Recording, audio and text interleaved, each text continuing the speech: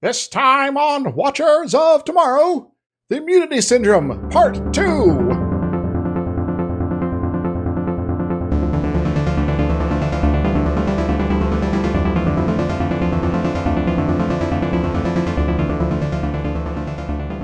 Hello everyone, welcome to Watchers of Tomorrow, the sci-fi review critique show where we're putting the humanities back into science fiction. My name is Gep, and I am joined as always by my friend and co-host Dr. Izix. Hi. And today we are going through what many consider the height, the pinnacle of achievement for Star Trek the Animated Series. Are you serious? Yes. Oh. Many Okay, consider this to be one of the highest achievements that the animated series has to offer. Well, I mean, it is kind of interesting to look at. I mean, I will admit, it's a pretty good episode, and I like it better than 90% of actual original series. But it's certainly no masterpiece, and if it's downhill from here, I'm not looking forward to it. Uh-oh. So, we got something about missing planets, right? Yes, this week is the utterly, ridiculously named One of Our Planets is Missing. Is it Poosh? Yeah, no, you like Poosh. How about Paravelia? That one's missing too, I hear. And the bees are gone. I don't think we're ever actually getting to any modern Doctor Who, so, references are all you get. Yeah, we could always do like a one-shot sort of thing, and like maybe the best and worst of modern Doctor Who. Oof. Fire-breathing cat people. Yeah. We each pick one of both. And if we match, then we get a prize of sadness, I guess. Anyway. Yeah, so this is not even, a planet is missing, some planets are missing. One of our planets. We can't even remember which one. Yeah, it's maybe one of the ones over this area. I thought I had a planet here somewhere. Yeah, there's a lot of planets over that way. I don't know. This one was written by Mac Daniels, who is actually pretty well known for directing many, many episodes of original series, as well as appearing as a photograph, uncredited, in the episode Changeling as the guy who built the insane android. Ah, you mean Roy Kirk? Yep. Aha! He's back! This time with clouds. This is one of only two of his TV writing credits, but he's a very well-known director of various shows, like I said, Star Trek, I Love Lucy, Man from U.N.C.L.E. So, moved from directing to writing cartoons. I might want to point out that one of the episodes he worked on as a director, I believe the last for the original series, was one called Spock's Brain. So maybe there's a reason there. Yeah, that was badly directed. And edited and everything else. Yes. So I guess, being a writer is maybe the better thing for him? I don't know. Yeah. Maybe, but then he only wrote two things, and I actually couldn't dig up the information on what the other thing he wrote was. So, Nash Air Flight Theater, but that was like in the 50s. So, okay then.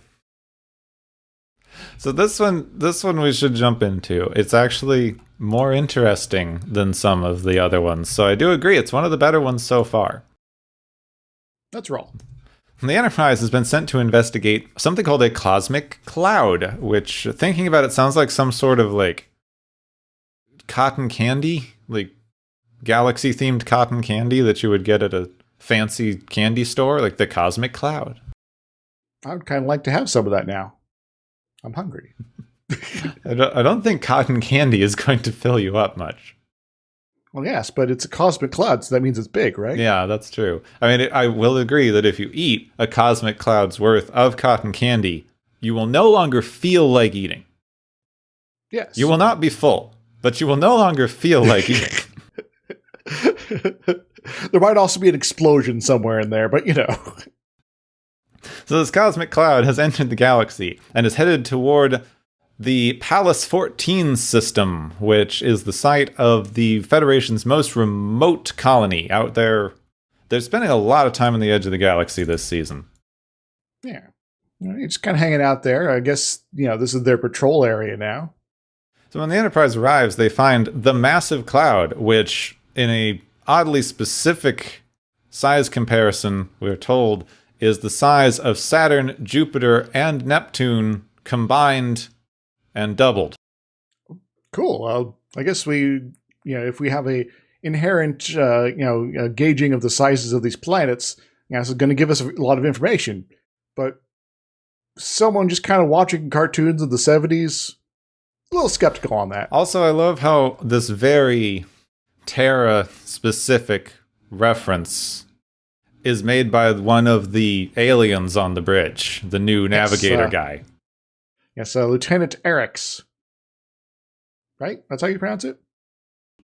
I don't know if they ever actually said his name in the show that I remember, but if you haven't seen this, he is sort of a reptilian-looking dude with 3 arms who now sits at Chekhov's old position. Does this mean he ate Chekhov? I guess Chekhov got promoted. Chekhov yeeted out of here. Well, we'll get more into some of the drama of that later when we get to Infinite Vulcan, but So, the cloud has encountered the outermost planet of this system, which disappears. Oh no! We must be in between the cloud. Must be in between us and the planet. Yeah, because that's how that works in astronomy. Yes. But no, the cloud is probably consuming the planet because it consumed a planet. It also changes its trajectory, which it does now, which Kirk claims is impossible. Not necessarily. Well, obviously, it's not. It did it just now. So it's impossible, but it's something that's happening. So it must actually be possible, Kirk. This is why I keep going back to Hitchhiker's Guides. That's impossible. No, just very, very improbable. Wait, Kirk, do you see anything that's labeled on your sensors as the heart of gold? Just checking here. A cosmic cloud and a bowl of petunias. Take a left turn at Albuquerque, and suddenly, now that the cloud has finished devouring an outer planet, it is heading towards the system's one inhabited world. Oh no! Everyone's gonna die. Kirk, very uncharacteristically, is now faced with a dilemma. If he tries to warn the planet, it may cause mass panic. But if he doesn't, then they leave no option for any sort of response to this disaster at all. So what do you do? Do you have people panic, or do you want to save people's lives? Now, we can touch on this more later, but I do like that the thing that they do to resolve this is ask who's in charge. And that's then good. Seeing good point there. That it is Governor Bob Wesley, who we previously know from commanding the fleet in The Ultimate Computer, now voiced by James Doohan, yes. And finding him to be a competent and trustworthy leader, McCoy advises that they should warn him of the danger because the leader will know how to handle the people. Now, this guy seems like he's competent, so, don't worry about it. Let him decide how to tell people. So no sooner do they decide to warn the planet that the cloud seems to detect the ship and reaches out some sort of tendrily thing to pull it inside. Yoink. Weapons, of course, have no effect because that would be, easy. Yep. And the engines don't have enough power to pull free, likewise. So the Enterprise is soon engulfed. They immediately begin being bombarded by large objects inside the cloud that explode on contact with the ship, like giant charged gas blob things. Yeah, they're like weird antimatter or something like that. It's not entirely clear. Yeah, Kirk orders to give off an antimatter pulse, which repels the blobs but takes a lot of the ship's power. Spock speculates that these may be something analogous to a living organism's teeth that breaks up matter that enters the cloud. Are they socialist teeth? Sure. Socialist gas teeth. So this is when this episode starts feeling like it should be educational. Yes, it's like suddenly we're on the Fantastic Voyage here or something. But it's not. It's what's so interesting, because it's like, This feels like they're trying to be educational. It's like, this is like teeth in non-gas related species. Teeth masticate food, so then break it up so that it can be more easily swallowed.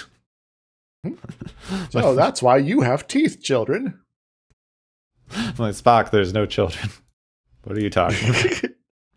Well, they're trying to save the children on the planet. Yeah, the Vulcan children are doing their sexy Orion dances. And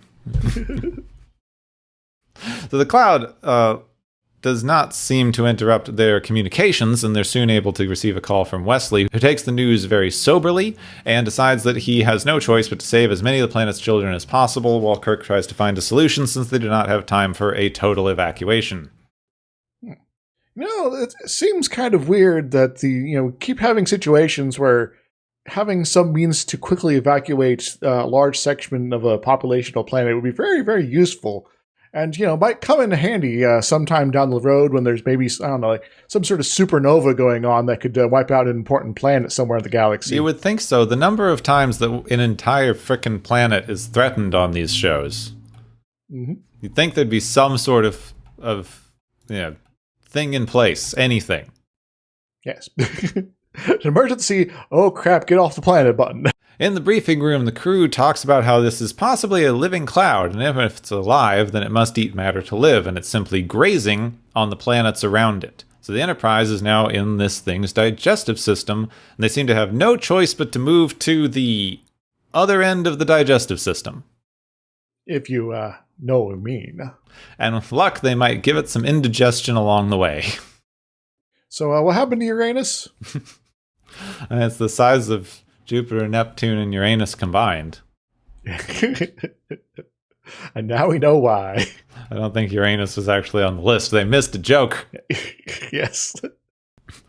Soon the ship is moved into the next part of the organism, which is a tunnel-like thing with huge spires of antimatter, possibly analogous to the small intestine, where similar structures in your small intestine absorb nutrients from masticated and partially digested food. But somehow this mashes into matter and then explodes. Yeah, so it's a little bit more hands-on in the matter-energy conversion here as opposed to the chemical mix, which is within your gut. So they need to keep the shields and their little antimatter bubble thing at full power to maintain the ship in this super harsh environment, which is draining power ludicrously fast. And apparently, if they get to 2 anti-kilos of antimatter, they will be dead in space. What is an anti-kilo? Well, I'm guessing it's a kilogram, but it is made out of antimatter. Yeah. So, doing a little, so that's like 8.9 times 10 of the joules worth, 16th joules of worth of energy there, which is a bit. Now, correct me if I'm wrong, but wouldn't gravity affect antimatter the same way as anything else? That's actually an open question. Huh. Interesting. It's probably affects it very similarly, but there is enough wiggle room and uncertainty that we can't quite last time I looked in the papers on this particular issue that we can't be 100% certain there. And if there is a difference, it could actually mean like a lot of weird stuff. Well, then maybe we do have to measure it in anti-kilos. I'll take kilos as opposed to pounds, all the same. I mean, if you want it to react weird, you should measure it in imperial. So how many furlongs to the fortnight is that? So Scotty gets an idea. All these things outside are made of antimatter. So they can beam it aboard, and he can put it in a force field box and power the engines with the antimatter that just beamed in from outside. Oh, that's actually quite convenient and useful. Wait a moment. There's all this antimatter around them right now, and if they were to be, restructuring that in some fashion, they could potentially form some sort of super weapon against this cloud entity, eh? They could. Probably. All right. Let's stop thinking about this then. So they put the antimatter in a force field box, which it's a normal glass box, but otherwise the plan works fine, and it solves their engine troubles. So far we've had a moral dilemma, a admittedly quick problem and solution, but still something, and some forward plot movement. Mm-hmm. So and then we're moving right along here. These things are only like half an hour too. And it's like we're actually like getting plot elements here. It's just weird. After this adventure, Spock informs them that they are less than an hour away from the planet, but also they've determined that the cloud does in fact have some sort of brain. And Kirk orders them to take the ship to the base of the brain and, if necessary, self-destruct the ship to kill it before it reaches the planet. I'm having flashbacks to Spock's brain again. Uh-oh. Yeah, they did say brain a good number of times. Yes. Brains. No, we just have to be careful. As long as Spock doesn't have an out-of-body experience here, we're going to be okay, right? Kirk has yet another moral dilemma, which is 2 in 1 episode. Which I feel like is more than happened in the entire original series. He had the one time on the planet about giving away weapons to people. That wasn't necessarily a moral dilemma. That was a, excusing America's war crimes dilemma. Yeah. Well, he sort of thought about it in we're not going to quite resolute this episode here at the end. So there might have been a dilemma. Maybe. Anyway. So, is it right to kill this giant, possibly entirely unique and maybe even intelligent, we have no way of knowing, creature to save thousands and thousands of actually we know they're intelligent creatures? The needs of the many versus the needs of the one or the few here? Is this one of those sort of things, right? It seems to be. I mean, they don't spend a ton of time talking about it other than saying that they believe that killing is fundamentally wrong under all circumstances, which is a viewpoint never yet expressed. They blow up so many ships in these shows. But only now, when millions, potentially billions of people's lives are at risk, do we hold back. Yeah. I mean, I'm not seeing that they could talk about a moral dilemma here, but they don't really. Kirk just goes, one day I said that all we have to do is say, I will not kill today, which is also the first time we've had a callback to a previous episode in one of these things. And is it wrong to kill to save people? It's not as much so. I mean, you can have a debate, but you're talking about saving literal thousands of people here, so... So, there is, something to be said, about the philosophy of absolute pacifism, but that's not Kirk's vibe here. Governor Wesley calls again. They've evacuated a fraction of the children. At least some will be safe, and this gives Kirk the constitution to save the planet, regardless of if he has to kill a thing. Which, I mean, it makes sense. He's like, oh no, more children will die. I guess my moral dilemma is over, at least for the moment. Well, that's convenient. Let's go. But Spock does, in fact, have a plan. If he reaches out with his mind, he may be able to tell if the cloud is intelligent and then, in fact, make contact with it. It's time to mind meld somehow. Uhura hooks up the universal translator to something and is able to play the cloud's reply if indeed it does reply. Well, that's kind of useful. We should have tried this earlier. Yeah, this is it's apparently a standard feature of the universal translator is reading brain somethings. Yeah, well, I have heard it argued that that's kind of what the universal translator is supposed to do, but that kind of begs some more questions. That it does. Then again, I think it was Voyager had, something where constantly everyone's brain waves on the entire ship were being monitored by some system. So maybe in this case. So Spock reaches out literally with his arms to just look ridiculous and figuratively with his mind. And he makes contact with the cloud. Hello, Cloud. How are you doing today? The cloud sounds suspiciously like Nurse Chapel. Well, Michelle Barrett does do the computer in later Star Trek. So maybe that's just what the universal translator sounds like already? That is true. Spock is slowly able to explain that they, in fact, are living things, like how the cloud is. They're just a lot smaller, and there's many more of them that live on the large things that it's going to eat soon. Wait, that doesn't make sense to a cloud. Well, how could it be so small, so tiny, itty-bitty? You are like ants to me.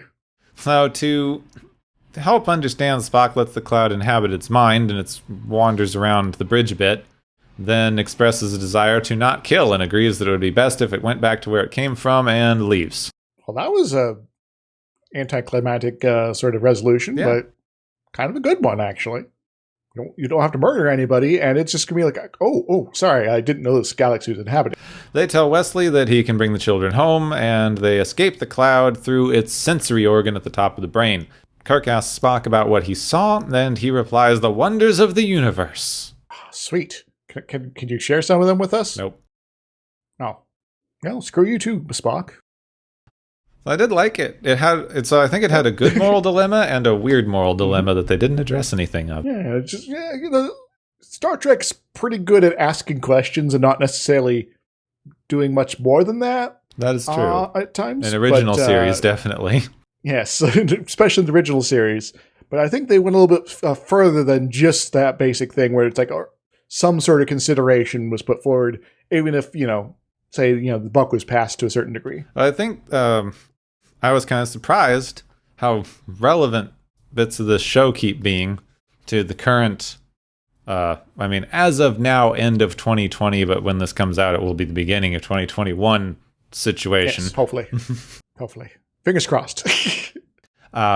They had the minor discussion, which is something that people have brought up, of whether you tell people that they are doomed because of the idea that it's going to create mass uncontrollable panic. Generally in the camp of you tell people and let them decide if they're going to panic or not.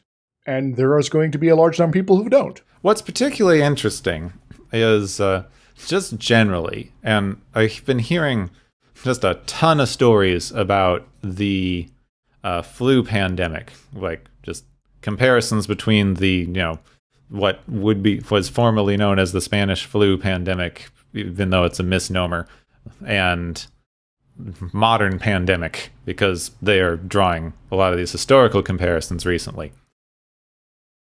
And there was a ton of panic and misinformation and weird stuff going on during the flu pandemic, but all of it was because they didn't tell people what was going on. It's like, so people are just kind of dying everywhere. What's up, guys? Nothing. Hey, it's Spain's fault over there. Totally not anything we done. This is a new thing now. We could talk about it. And all the people that died before this point, they don't count. Yeah, in areas where they were getting actual factual information, I didn't mean that to rhyme, they was not panic. Everyone worked together, buckled down, did as much quarantining and whatever as they could understand at the time, and mostly got through the thing more or less unscathed. Places where they were blatantly lying to people and telling them that everything was fine or not giving them any information at all, the messages that you were getting from your leadership were contradictory to what you were seeing with your own eyes. Yep. Which meant that it did foster an atmosphere of conspiracy, panic, rumor, superstition, etc. Hey, is there anything weird going on as far as conspiracy theories these days? Just kind of wondering. Which is why I thought it was interesting that they didn't really go to a discussion on whether or not people would panic in this situation. They went to who's the leadership on this planet, and do we trust them to disseminate this information in a useful way?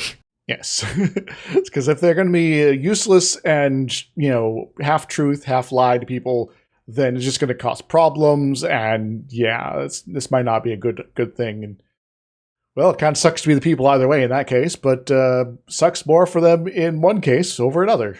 But we know Wesley's a level-headed sort of fellow here. Wasn't he one of the ones that was going to shoot the Enterprise, though? Yes. Yes, okay. But only because the computer was killing everyone. So, he's a good guy. Now, their other moral dilemma we already touched on a bit.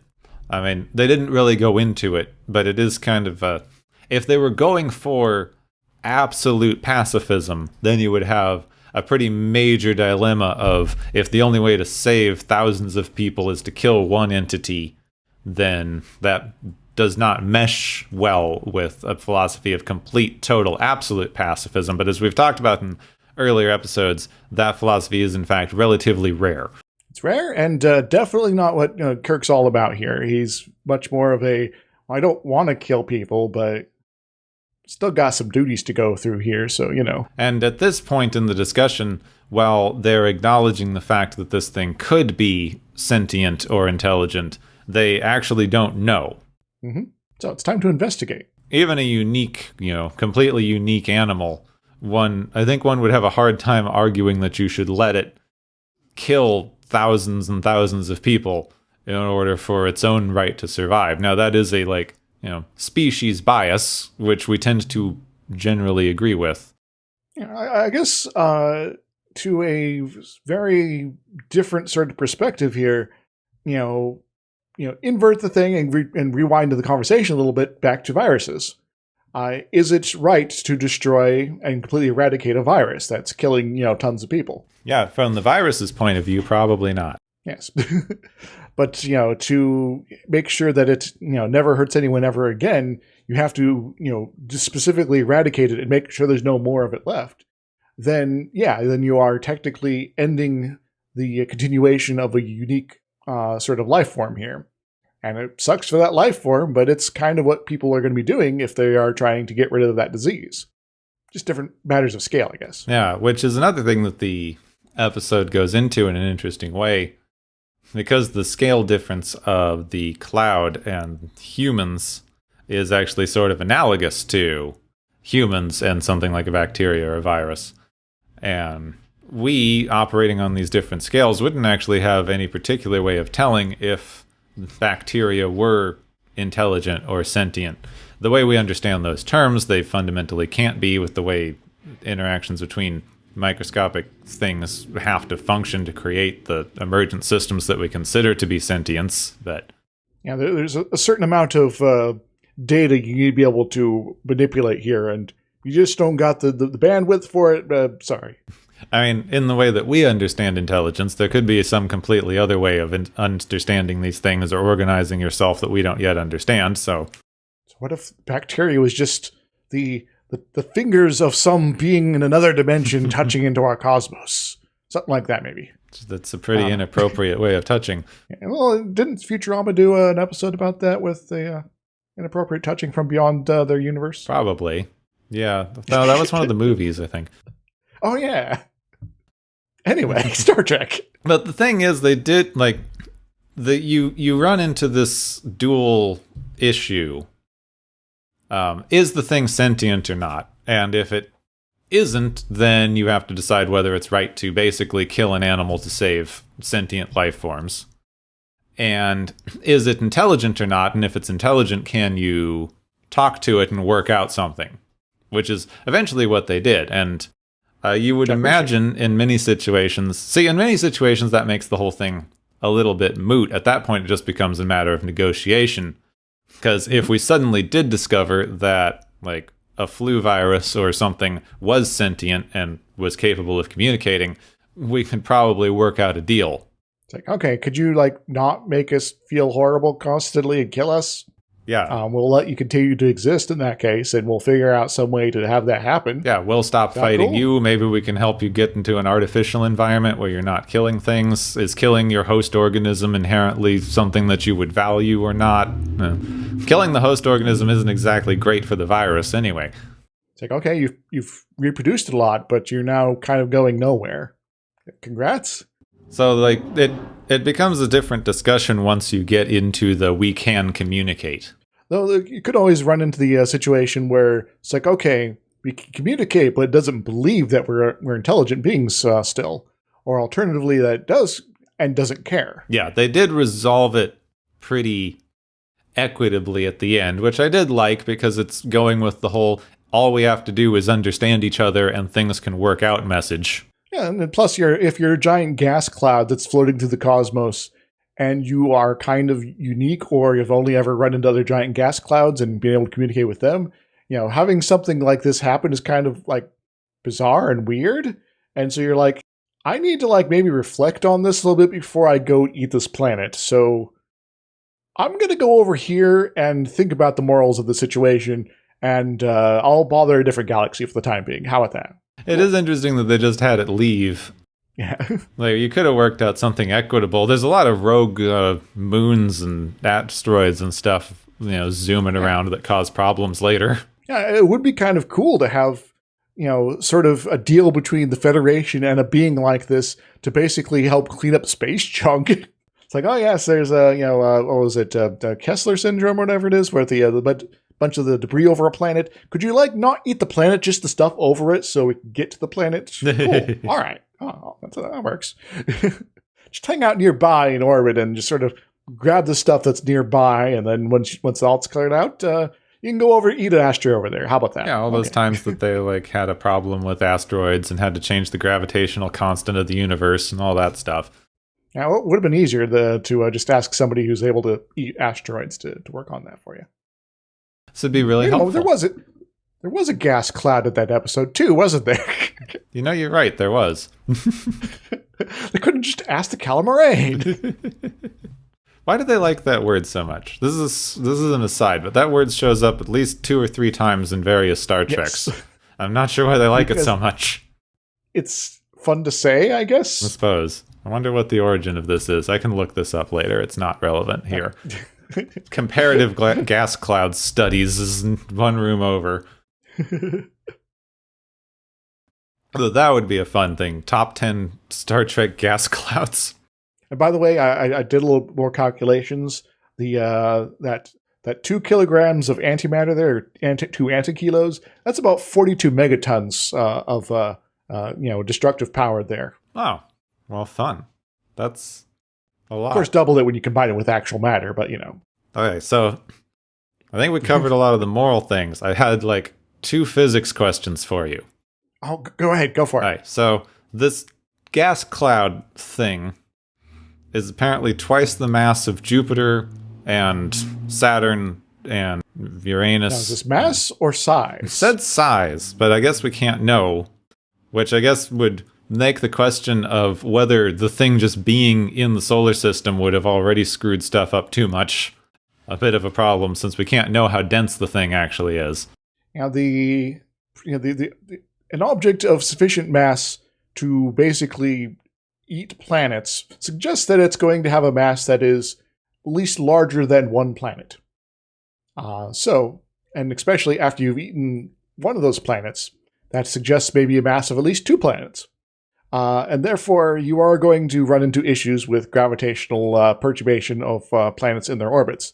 Now, this thing's moving pretty fast. It's getting between planets in different orbits in a few hours. So that suggests that it can come in and out very quickly. And so the net work being done by its gravitational pull on the other planets is going to be potentially very small compared to what it could be if it just was hanging out for a good long time. But still, it is going to mess up the orbits a little bit. Just sort of a question of how much that's going to destroy the environment on those planets or not. Well, that makes me wonder this other question first. So it eats the planet, which one would assume would put the mass of the planet inside it, thus adding to its general total mass. But they say that it digests the planet through a matter-antimatter explosion, turning the planet directly into energy. Now, I know energy is wonky and has its own interactions with mass, but would that reduce the overall mass of the entity, or would the energy inside still count as mass gravitationally? The total energy density in terms of looking at Einstein's gravitational equations would be about the same. It just would be sort of interacting in a little different ways because it's now a bit more dispersed and all that sort of stuff. But it is effectively going to have a very similar gravitational sort of imprint on what's going on. Wow, gravity's weird. Yes. It's because it's not just really mass, it's mass energy because they're kind of equivalent at the same time. And it's wow. So you could have a dispersed gas throughout the universe that's just photons. And you're okay. And you could still solve Einstein's equations even when everything you have is just photons. It's weird, man. Oh, that is weird. So follow-up question, which you may have needed extra details to know. Even when this thing leaves, it's taken the mass of an entire planet out of this solar system. Yep. That's also going to screw things up. Though to a certain, I guess time frame is, okay, assuming it doesn't screw up directly the mass of the one planet. The lack of the second planet here is now going, in the long term, going to change up what is sort of the equilibrium state of the orbits of the system. Now, this might be a very minor change, or it could be a very large one, and it kind of isn't clear which one it's going to end up being. But I would suggest they maybe think about moving the people off the planet anyway. So basically, they bought themselves time for a proper evacuation, and the planet's just screwed no matter what they do. Good chance, yes. But it's maybe something to study to make sure that's going to be happening. And who knows, maybe this planet's going to get ejected from the system and go to some place called SETI Alpha something or other, and get and run into a planet there to explode it, and everything will be just peachy over there because now there's going to be changing of orbits there, and there's going to be a whole cascade of sort of things going on that eventually leads to some asteroid traveling through some distant part of the universe that brings the building blocks of life to a new sector of the galaxy, starting an entire new explosion of civilizations millions of years down the road. All the Wesleys. Yes. The Wesley civilizations. Like this guy's like the Wesleyan next gen is the first name, and this guy's name is his last name, but it just you can't escape the connotations we're getting here. Yes. As any long-term Star Trek fan, especially one who started watching in the 90s. So tell me about his warp bubbles then. Okay, I think unless we have anything else for this episode. Well, I could go through the bits of the human digestive system if you like. Sure. I mean, it's as educational as this show. Yeah, so we start with the mouth. That's where you got all your teeth and your tongue, and you got the saliva that helps you sort of like start the whole process there, getting things nice and damp. Which in a gas cloud would be analogous to antimatter gas bubbles that explode everything, which is way cooler than teeth. Hooray! What if I had antimatter teeth? That'd be weird. My face would explode. Anyway, next up, so you start swallowing things, and the food goes into your esophagus, which is this kind of like tube sort of thing that goes down through your chest. And there's a bit of a ring-like muscles at the bottom that can, when you swallow, open up and let things into your stomach. Stomach, of course, is a big sac-like thing in the middle of your belly there, and it's all sort of like filled with enzymes and things like that. And that's where the real chemical part of the digestive process starts. They kind of skipped that in this episode. Yeah, because I guess its brain is in its stomach, I guess. I don't know. Then you go on to the small intestine, where things have been broken up quite a bit, and so it's more of a sludge, I guess you could say. And that's where you run into little things on the walls of the intestinal wall there that help break things down more, more as far as the chemical stuff, and absorb it into the bloodstream and that sort of stuff. And there's a bunch of enzymes and water and things like that, and it's all sorts of a weird slurry of stuff here. And there's stuff coming in from various organs nearby, like the liver has some stuff it wants to send over here, and some things are going off. It's like, we're going to take some of this fluid here and take it to your kidneys, and gallbladder's like, hello, I got stuff to do as well. I'm going to help you digest some fats. But eventually all this stuff that hasn't been absorbed ends up at your colon, aka your large intestine, which is a big sort of storage, longer term-ish sort of processing thing. And that's where your stuff that you've eaten really kind of starts turning into poop. And then you got your rectum and your anus, and we'll just leave it there at the potty humor. Unless you want me to go into all that. And with all of that, I think we can see how this show actually could have been fairly good if they'd stuck with the original plan to make the animated series an educational children's program. Yeah, because you just kind of all right, the plot is there, but you use it as a means to talk about stuff, and then suddenly the plot is not meandering and weird, but kind of focused because they have to get to certain things. Yeah. I mean, what if this was they could have had exactly this episode, but here's every part of the digestive system. It's Magic School Bus, but with the Enterprise. But, yes. The Enterprise goes through your digestive tract. Congratulations. You now have Spock worms. Yeah. Though that would have been hilarious, because it would have meant that Spock would have had to stand next to a diagram of the human digestive system and explain it to Kirk like he was an idiot. Yes. Well, he could, argue, that it's okay, you may be, you're not a doctor, Captain, and I know you already know all this, but just to be sure, sort of a, maybe Kirk doesn't know, but I'm going to pretend I'm explaining this to Lieutenant Arix here, so. Oh, that's true. Maybe he doesn't have the same kind of digestive system, and he's just confused. he has like 3 arms, 3 legs. He could like have 2 stomachs or something like that. It's like, almost everyone else has just 1. Come on, except for cows, they have a bunch. Okay, that'll probably wrap things up for now. So I think it's time for the Galaxy's favorite game show. Woo!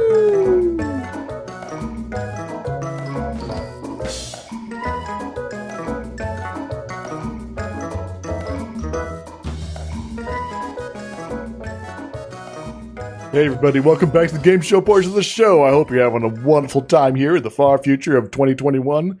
And we got some prizes to hand out here because our contestants have been racking up, once again, a bunch of points. Our first prize is the Giant Enemy Crab Prize, which goes to our Space Cloud of the Week, because if we poke and explode its brain just right, it might just not eat any more planets anywhere, or anything else, because it will have died. So, what does it win, Gepwin? You get the super antimatter weapon that you pick up, and there's probably only one of, and you want to use it on the giant enemy crab weak point thing, but you have to save it because maybe there's a different, bigger giant enemy crab, and then you find out it was the final boss and feel stupid. Well, if you can speed it without using it, I guess that makes you kind of really good at what you're doing. And hey, this time we didn't have to use it anyway, so hooray! Yeah, it's one of those RPGs where you can fix it with a 70% dialogue choice. Nice.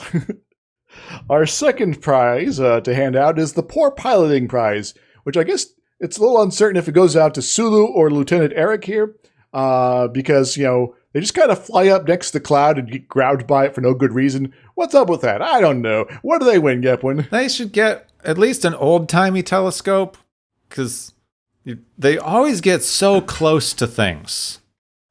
And why? This ship can measure stuff at light years distance, and they're always right up in something's grill. Well, maybe it's suffering from submarine sort of vibes here. It's like, well, we have a view screen and we think we're far away, but we're actually right on top of it. Whoops! Oh. They shouldn't have turned that telescope around. Our final prize is the Mind Over Mind Prize, which goes to Smock in the Cloud for basically switching points of view for a little bit. What do they win, Gepwin? They win a Peace on Earth and Goodwill Kumbaya Award for always just working things out, which I will admit it's refreshing to get back to some good old Star Trek stuff of if we can just talk, all our problems suddenly go away. Yeah, if we just communicate, maybe things don't have to be awful. Imagine that, folks. Imagine that. Anyway, that's all the prizes we got this week. Go ahead and take us away, Gepwin. Yes, thank you for all of our contestants and everyone out there for joining us here on the Galaxy's favorite game show. Yay, woo.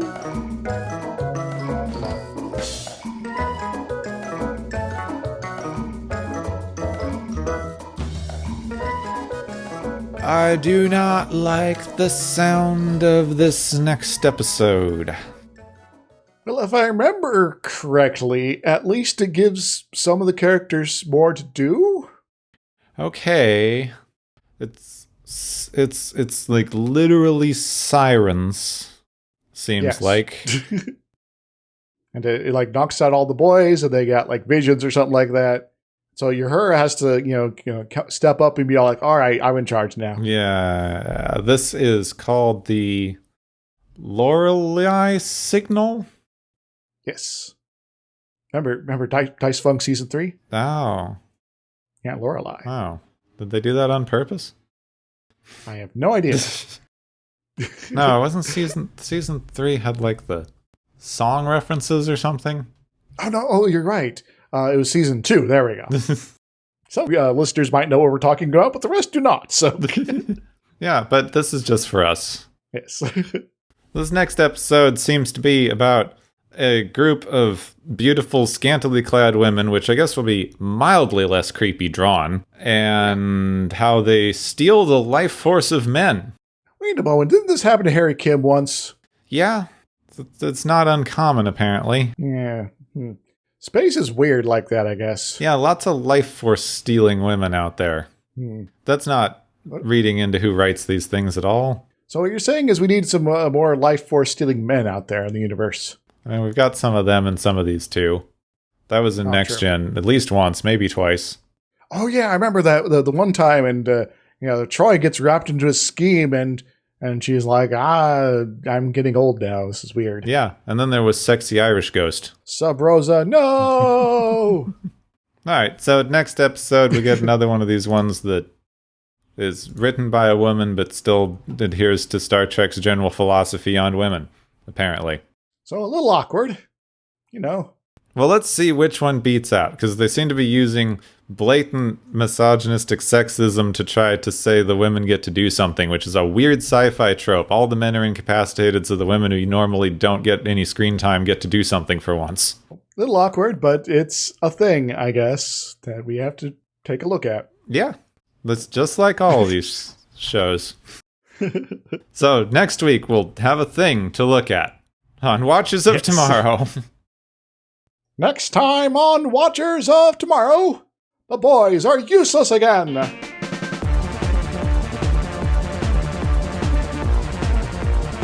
You have been listening to Watchers of Tomorrow, a podcast on science fiction media. Find and follow Watchers of Tomorrow on Podbean, YouTube, Spotify, iTunes, Google Play, Stitcher, Pocket Cast, Spreader, Digital Podcast, and perhaps many more to come. If you enjoy our podcast, make sure to subscribe for more.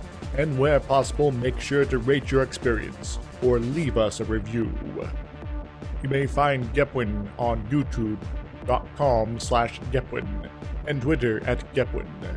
You may find me, Dr. Isix, on youtube.com/Dr. Isix and Twitter @IsixLP. Music is Waveform and Mori's Principle, both by DRKRN. You can also check out the Watchers of Tomorrow Discord channel. Make sure to share the experience with your friends, family, enemies, and alien overlords. If you feel you are suffering from transporter syndrome, please be aware that the next time you step off the transporter, that you, that is now, no longer exists.